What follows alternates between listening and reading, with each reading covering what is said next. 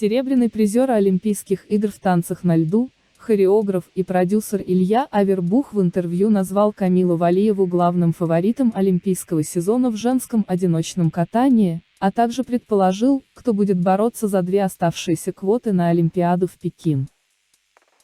Камила Валиева абсолютно недосягаема. Если она катается чисто, то конкурировать с ней практически невозможно никому. Не думаю, что я здесь кому-то открываю какой-то секрет. Камила Валиева может проиграть только Камиле Валиевой. Но у нас есть еще 2 места на Олимпиаде, за которые будут биться девочки. И тут молодец Аня Щербакова, умница, набирает форму, потрясающе сейчас идет, я так рад за нее. Она сейчас так блестяще выступила. Мы видели Сашу Трусову, которая тоже бьется. Елизавета Туктамышева чисто каталась с тройными акселями, претендует на все. И мы знаем, что Майя Хромых владеет 2 четверными и не собирается никому уступать. Алена Косторная, владея тройным акселем, еще не сказала своего последнего слова. Говоря о том, что мы знаем, между кем будет разыгрываться эта борьба, я имел в виду именно эти имена. Все эти девочки обладают элементами ультра-си, заявил Авербух. Также Илья Авербух прокомментировал травму Дарьи Усачевой. К сожалению, на этапе Гран-при в Японии произошло к тому же неприятное событие – травма Дарьи Усачевой. Мы видим настоящую истерику в соцсетях, много обвинений и так далее. Как вы отнеслись к этой истории? А как к ней можно относиться? Только пожелать Дашеньке как можно быстрее вернуться в строй, поддержать ее. Ну и понимать, что Даша Усачева, бесспорно, талантливейшая девочка, и сейчас для нее самое важное – это поправиться. И может быть даже не гнаться к чемпионату России. Объективно, у нас жесточайшая конкуренция, и мы все понимаем, между кем она будет развиваться. А Даша – это наше продолжение, она юна, талантлива, это следующий 4-летний цикл. Поэтому сейчас, думаю, не нужны никакие истерики, не надо ее гнать сейчас куда-то. Ей надо дать спокойно набрать ту форму, которая есть. Чтобы она снова нас радовала своей стабильностью и пошла дальше, выучила тройной аксель, четверные прыжки, которые мы ранее у Даши не видели на соревнованиях. Косторная еще может попасть в финал Гран-при. Турнирная таблица и все расклады за 2 этапа до финала. Уже 19 ноября во французском Гренобле стартует 5-й этап мировой серии Гран-при, после которого до финала соревнований фигуристкам останется преодолеть только один рубеж – Кубок Ростелекома, который состоится в российском Сочи 26-28 ноября. За 2 недели до завершения отборочных этапов турнирная таблица складывается таким образом, что Россия при определенных обстоятельствах вполне может рассчитывать на то, что в этом году наша страна делегирует в финал сразу 5 фигуристок. Попробуем разобраться с тем, что для этого нужно сделать нашим спортсменкам на последних 2 этапах. Прежде всего напомним, что Россия на пути к финалу умудрилась досрочно потерять сразу 2 фигуристок из верхней части турнирной таблицы, Александру Трусову и Дарью Усачеву, которые вполне могли рассчитывать на поездку в Осаку.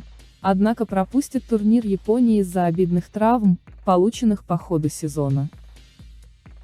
Из оставшихся российских фигуристок, а их теперь всего 7, реально на выход в финал могут претендовать только 5 спортсменок: Анна Щербакова, Алена Косторная, Майя Хромых, Елизавета Туктамышева и Камила Валиева.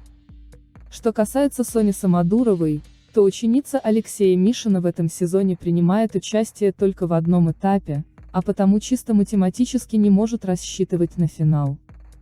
В обойме у России есть еще перспективная Ксения Синицына, однако на счету ученицы Светланы Пановой всего 7 баллов. А это значит, что для выхода в финал Ксении нужно обязательно побеждать во Франции, чтобы довести общее количество заработанных очков до 23 баллов. Учитывая, что конкуренцию Синицыной во Франции составят Щербакова и Косторная, бороться за выход в финал Ксении будет очень сложно. Напомним, что в финал Гран-при автоматически выходит 6 фигуристок. Каких-либо ограничений по количеству представительниц одной страны в финале в регламенте соревнований не предусмотрено. За победу на этапе спортсмену присуждают 15 баллов, за второе место 13 баллов, за бронзу фигурист получает 11 баллов. Исходя из условий начисления очков, уже сегодня можно утверждать, что Ане Щербаковой, ранее победившей на этапе в Турине, на Гран-при Франции будет вполне достаточно попасть в первую шестерку, чтобы гарантировать себе участие в финале. Задача для действующей чемпионки мира совсем скромная, Анна уже сегодня может готовиться к финалу. Помешать Щербаковой выступить в финале могут только травмы. Такая же ситуация и у Камилы Валиевой, которая ранее с блеском выиграла этап Гран-при в Канаде. На этапе в Сочи Валиевой достаточно заработать 5 баллов, чтобы почти наверняка получить свое место в финале. Как и в случае с Щербаковой, выполнить данную задачу Камиле может помешать только травма. Есть хорошие шансы на финал Гран-при и поездку в Осаку у Елизаветы Туктамышевой и Алены Косторной, которые на сегодняшний день заработали 13 и 11 баллов соответственно. Для того, чтобы гарантированно попасть в финал Лизе нужно на сочинском этапе попасть в призовую тройку, что для Лизы так же просто, как тройной аксель прыгнуть. Такой же результат нужно показать во Франции и Косторной. Если Алена вернется из Гренобля с 11 баллами в активе, то мы обязательно увидим ученицу Тутберидзе в финале Гран-при.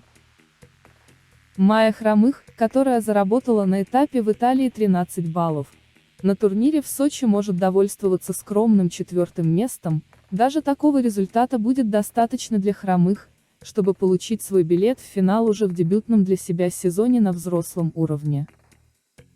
Отметим, что если у двух спортсменок в итоговой турнирной таблице будет одинаковое количество очков, то выше расположится та фигуристка, которая заработала большее количество баллов за свои прокаты на этапах серии Гран-при по ходу сезона. Исходя из всего вышесказанного, Россия вполне может рассчитывать на то, что в финале, который пройдет в Осаке 10-11 декабря, будет сразу 5 российских фигуристок. Добавим несколько слов про призовой фонд соревнований, а он весьма внушительный. За победу на любом из этапов мировой серии Гран-при фигурист получает $18 тысяч, за второе место дают 13 тысяч, за третье – 9, за четвертое – 3, за пятое – 2. В финале соревнований заработать еще проще, свои призовые получат все участники, вне зависимости от занятого места. Триумфатор турнира получит 25 тысяч американских долларов. Обладатель серебряной награды получит 18 тысяч, бронзовый призер 12 тысяч. Фигуристы, занявшие 4, 5 и 6 место, получат 6 тысяч, 4 и 3 тысячи долларов соответственно. Напомним, что в минувшем году финал Гран-при был отменен из-за вирусных ограничений, а годом ранее победу в финале, который проходил в Турине, одержала Алена Косторная, которая остается действующей чемпионкой соревнований. Второе место в Турине заняла Анна Щербакова, третье – Александра Трусова.